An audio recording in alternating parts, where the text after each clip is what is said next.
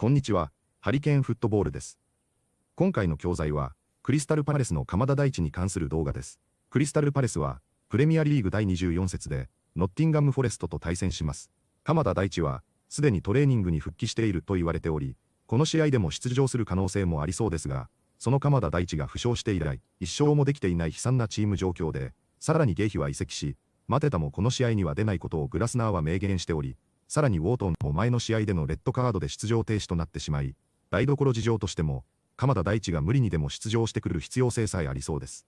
パレスファンは、鎌田大地が準備ができているようなら、ぜひプレーしてほしいと懇願し、先発起用さえも議論しています。実際にどのように話しているのか、チェックしてみましょう。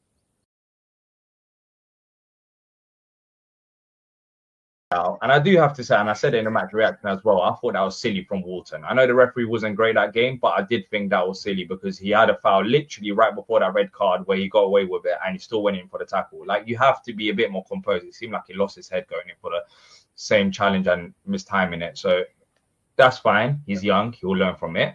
But what do we do in midfield, Animal, for this one?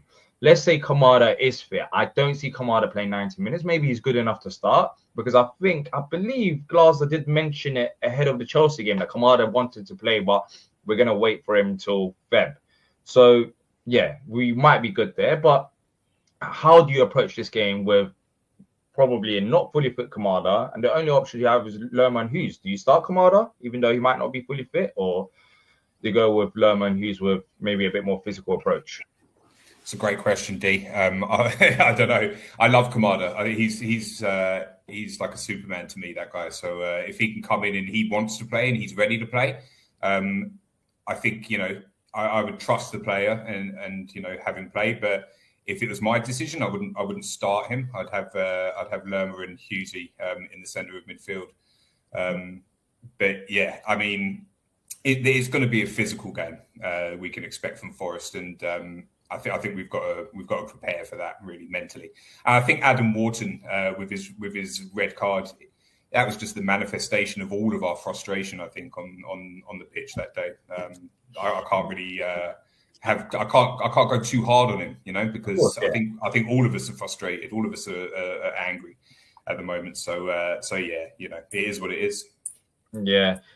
In terms of the Lerma and Hughes midfield, sir, if we did go with that approach, I'm just worried about lack of creativity passing behind. I mean, Kamada can offer that and will offer it, but with that midfield, we might have a bit more physicality. But Forest, I'm not really too sure how they'll be approaching this game. Sometimes, they're willing to press. Sometimes they're happy to sit back. But if they do sit back and you have Lerma and Hughes as in midfielders, there's no spacing behind for Sar to run into. There's no ball players in midfield. I just feel like there's that creativity missing. I guess Munoz is a plus, but that's pretty much it. Yeah, I agree. Because when you look at Forest, I watched the game yesterday, actually. Well, I just watched the last 20 minutes of their game. And they have a very combative midfield. So, the likes of Sangare, Yates and Anderson, I believe, they have a combative midfield. So, in as much as we may be a bit robust, I think we still need that edge, because I think that can make the difference tomorrow, especially with the fact that I think their centre-backs are quite slow, except from Murillo.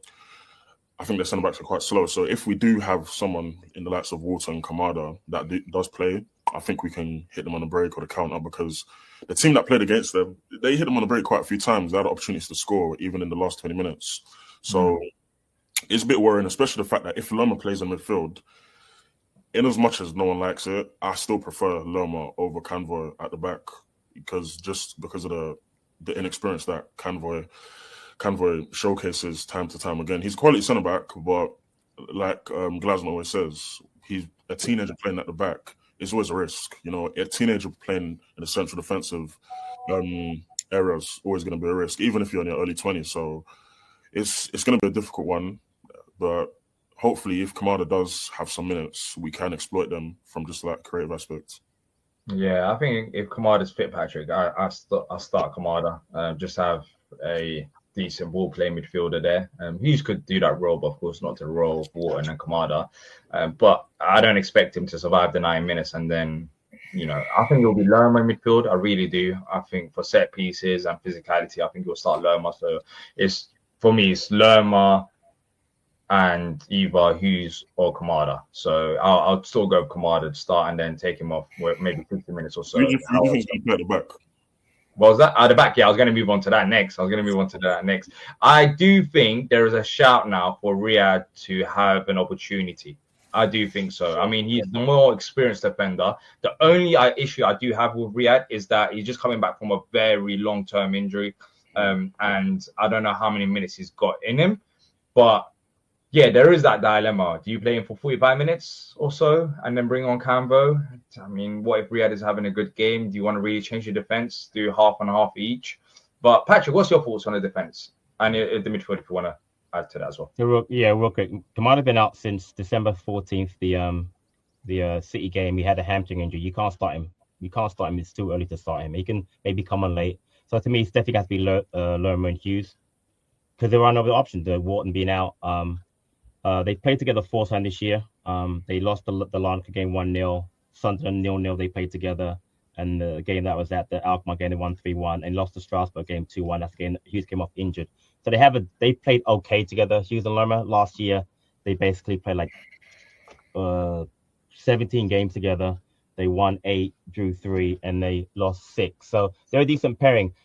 I agree with Nosa saying the issue with Forest is midfield. They're very combative, and you need to go head-to-head with them. So for me, if Yates played, he probably doesn't because I'm sure Anderson's back and he was suspended for the game yesterday, so he couldn't play. You put him in that midfield with Sangare, you're going to battle better than having, like I said, having a different midfield. So I'd have them. For the defense, you have no choice now because Conver has to play because I don't want Lerma in the back 3. I keep saying I know that Conver made a massive mistake last week and he's going to have to learn, but you don't have an option. And for me, I've watched Riyad. Remember, Riyad has not played for over a year. I've watched him in the 21s. He played really well in the game and scored a goal, but he's coming off an injury that is very... I remember, he was injured.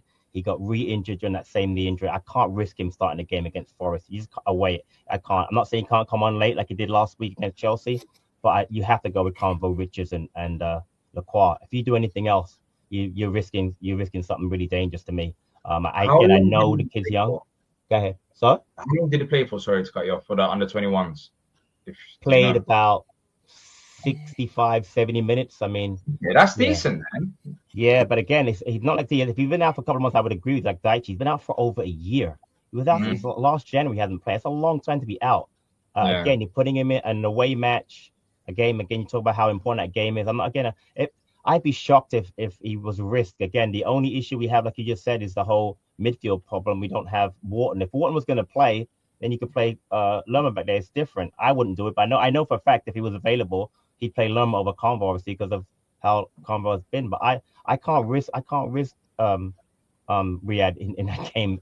I just can't risk him yet. Him to come on, like I said, like Kamada come on. I hate putting players who've been out for a long time injured right into a match. I just hate doing it. I think it's you're risking it. And I understand that we've got an issue with Convo and we have an issue with not having Wharton. But to me, risking an injured player is almost as bad as playing with 10 men. Honestly, you can't risk it. Go ahead, Animal.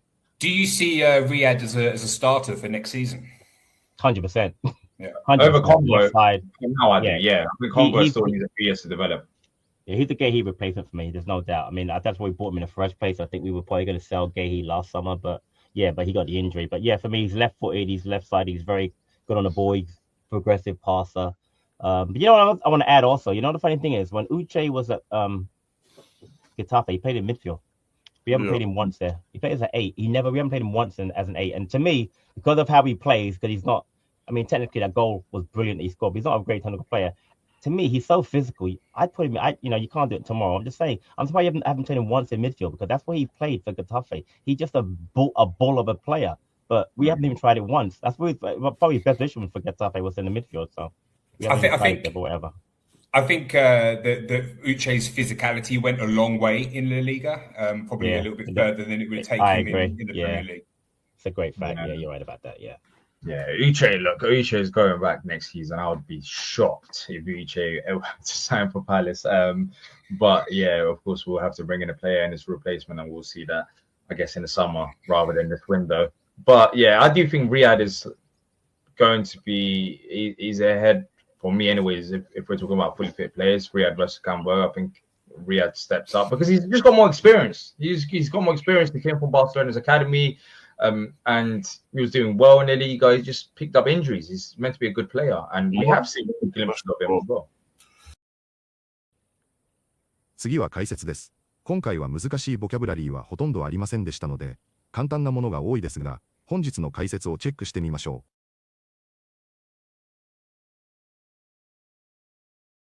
That was just the manifestation of all of our frustration. マニフェステーションは、現れ、具現化という意味の名詞です。感情や問題など、目に見えないものが出来事や行動として外に出たものを指します。アマニフェステーションは、フラストレーションは、フラストレーションの現れという言い方です。サッカーでは、レッドカードや荒いタックルが、そのマニフェステーションとして語られます。原因そのものではなく、結果として見える形で出た現象というニュアンスです。固めの言葉なので、会話よりニュースや解説、文章でよく見かけます。ショーやピエよりも、はっきり表に出るという響きがあります。That was just the manifestation of all of our frustration. That was just the manifestation of all of our frustration. I can't go too hard on him, you know? Go hard on は、誰かを厳しく責める、強く批判するという口語表現です。サッカー解説では、ミスした選手を必要以上に叩かないときによく使われます。取り締まりや判定が厳しいときにも、この表現を使えます。自分を責めすぎないでという意味で使われる、Don't go hard on yourself も定番です。ハードンは、厳しくは、手加減なくというイメージです。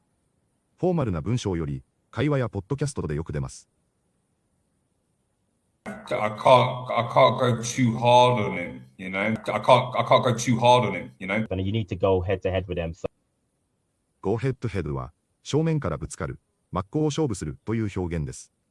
中盤の潰し合いなら、フィジカルで互角にやり合うのニュアンスです。タイトル、争いでも、Two teams go head to head のように言えます。ワンオンワンベテルの感覚で、逃げずに受けて立つイメージです。名詞っぽく、直接対決としても使えます。派手な行くですが、意味はシンプルで覚えやすいです。スポーツ解説やニュースの比較記事で品質の言い回しです。And you need to go head to head with them. And you need to go head to head with them. I think that Uche's physicality went a long way in La Liga. Go long way は、かなり役に立つ、大きな効果があるという意味の表現です。直訳は、長い道のりを進むで、小さなことでも遠くまで届くイメージがあっています。A little kindness goes a long way は、少しの優しさでも大きな力になるという定番例です。サッカーの解説では、フィジカルや経験が試合で効いた時などに使われます。また努力や準備にも使えて、Good preparation goes a long way のように言えます。少しの強みが予想以上に効く時に使える便利な言い回しです。I think that Uche's physicality went a long way in La Liga. I think that Uche's physicality went a long way in La Liga. いかがでしたか？鎌田大地の離脱は、当初は8週間から10週間とも言われていたので、かなり早い復帰になってしまいますが、トレーニングにも復帰しているようですし、本人もプレーしたいと言っているようなので、少し焦っていないか心配になってしまいますが、鎌田が離脱して以来、一勝もできていないことか、もチームも、鎌田の復帰を切望しているのかもしれません。今の鎌田の序列は、危うさは全くないため、できればゆっくり完治した後に復帰してほしいですが、出場するにしても、無理をせずに、怪我しないようにしてほしいと願っています。チームは降格圏さえ見えてきた厳しい状況ですが、鎌田がプレーするようであれば、12試合ぶりの勝利に鎌田が貢献できれば、最高の復帰となる、と思いますので、私自身の高揚感も抑えつつ、少しだけ楽しみにしたいと思います。本日もご視聴いただきありがとうございました。またすぐにお会いしましょう。